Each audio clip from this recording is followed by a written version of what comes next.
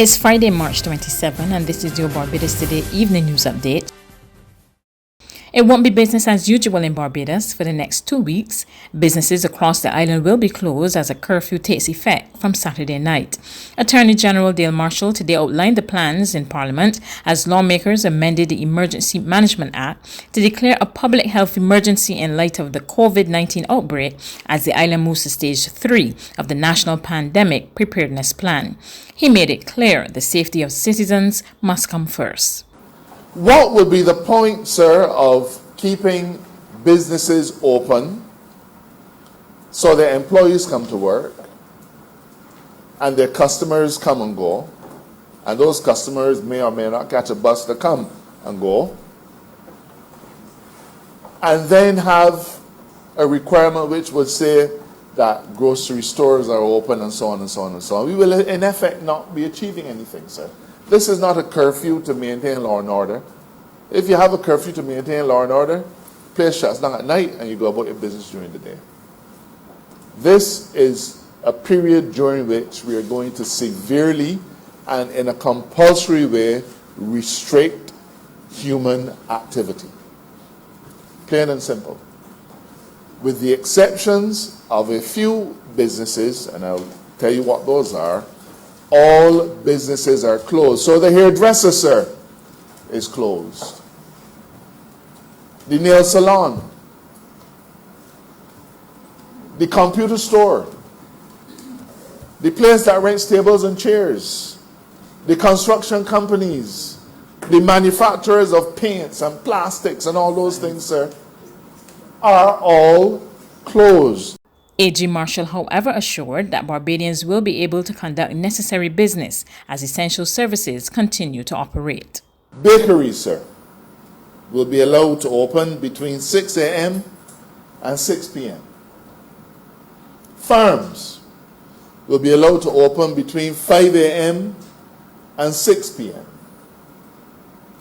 Pharmaceutical manufacturers, manufacturers of juices, soft drinks, and dairy products, food processors, and food distributors will be allowed to open between the hours of 8 a.m. and 5 p.m. Banks, credit unions, and other financial institutions, excluding insurance companies, will be allowed to open between 9 a.m. and 5 p.m. So we're not saying that a bank has to open at 9 and close at 5. They can open at 10 and close at 2. That's up to them. But we are setting the limits between which you can operate, do business, and interface with the public. Cleaning services will be able to operate between the hours of 7 a.m. and 6 p.m. Restaurants, sir, will be able to operate between 11 a.m. and 5 p.m., but only for the purposes of drive-through or takeaway. Within hours of Prime Minister Mia Mottley's announcement that a nightly curfew was to be imposed from tomorrow, thousands of Barbadians rushed to supermarkets, post offices, banks, credit unions, and pharmacies to gather essential goods and medicines. There were long lines from very early in the morning as people waited patiently to conduct their business. Meanwhile, Opposition Leader Bishop Joseph Adderley today questioned why the church is not listed as an essential service. As he made his contribution to the debate in the House, Adderley argued that in the current climate of uncertainty and challenges, people need spiritual guidance. The medical professionals will respond. Where it's necessary, the security personnel will play their part.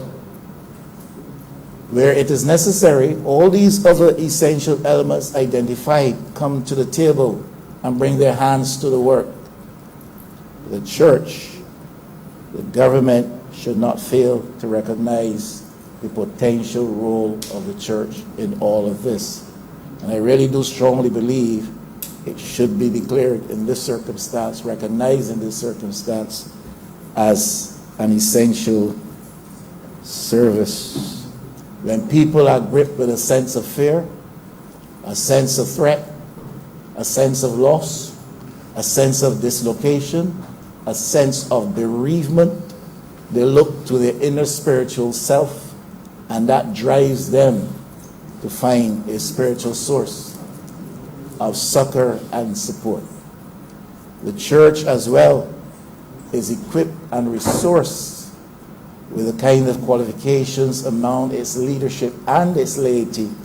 Meanwhile, in an update to the country, Health Minister Lieutenant Colonel Jeffrey Bostic disclosed that the island has confirmed 2 more cases of the coronavirus. That we were able yesterday to conduct another 26 tests for COVID. And I believe yesterday was the highest number of tests that were done, and we will continue in this vein. We'll be doing more and more because it's very, very important for us to be able to do so. And I'm really, really happy, and I thank the Honorable Prime Minister for making the resources available to the ministry to be able to purchase testing kits. This now puts us in the position now to be able to test several more persons. And we are doing that, and we'll continue to do that. But as a result of those tests, 2 more positive cases have been identified, taking us now to 26. One of those is a 65-year-old Barbadian who had traveled to the United States and returned, and that person is now in isolation, and contact tracing has begun, and we are moving aggressively to be able to identify, locate, and to treat those contacts, and I'm confident that we will be able to do so. The other person, we are awaiting some information. I am awaiting information, the details on that other individual, but there are 26 cases. Barbados will get much-needed support from Cuba as it responds to the coronavirus. A day after the 2 countries signed a deal which will see COVID-19 patients who are severely impacted by the virus receive the Cuban drug interferon, Bostic revealed that Cuban medical personnel will soon be assisting the country. In other news, a temporary reprieve for drivers whose licenses expire over the next 2 weeks. Word of this from Minister in the Ministry of Finance, Ryan Strawn, as he spoke in Parliament today. We will be in a position, sir, to have an online facility to be able to renew that.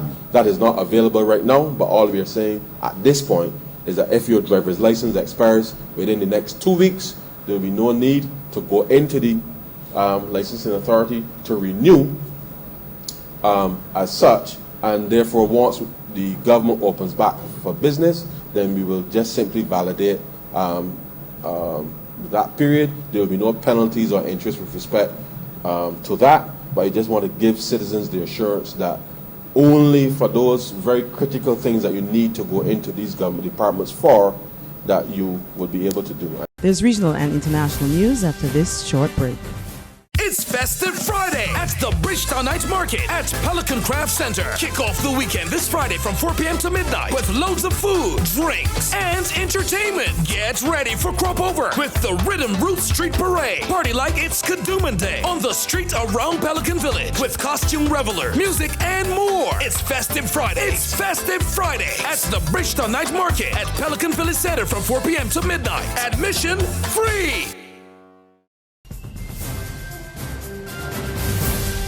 To regional news now, the Jamaica Agricultural Society is moving to develop a plan to ensure it can produce the food the country needs at this time.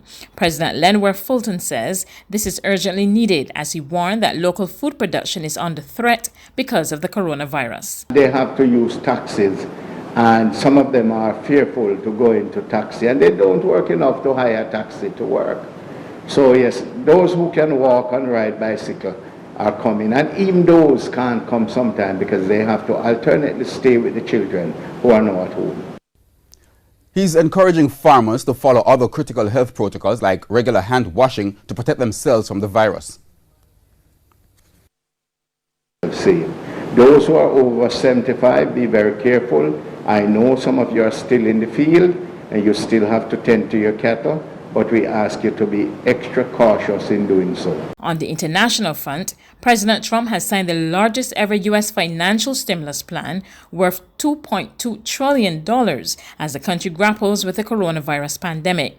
The House of Representatives passed a cross-party bill 2 days after the Senate debated its provisions. More in this report from Reuters Television. The motion is adopted. The U.S. House of Representatives passed the legislation on Friday by a simple voice vote. Those in favor say aye. Instead of having lawmakers who are self-isolated or working remotely physically present to record their votes by tally.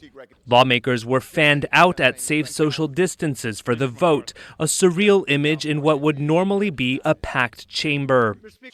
But the vote in the House wasn't without some drama, as Republican Kentucky Congressman Thomas Massie, dubbed Mr. No, attempted to delay the measure by forcing a recorded vote over his view that the bill gives too much power to the Federal Reserve.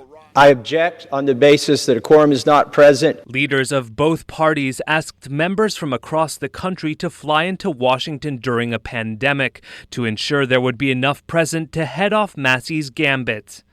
Trump lashed out at Massie on Twitter, calling him a third-rate grandstander who should be kicked out of the Republican Party.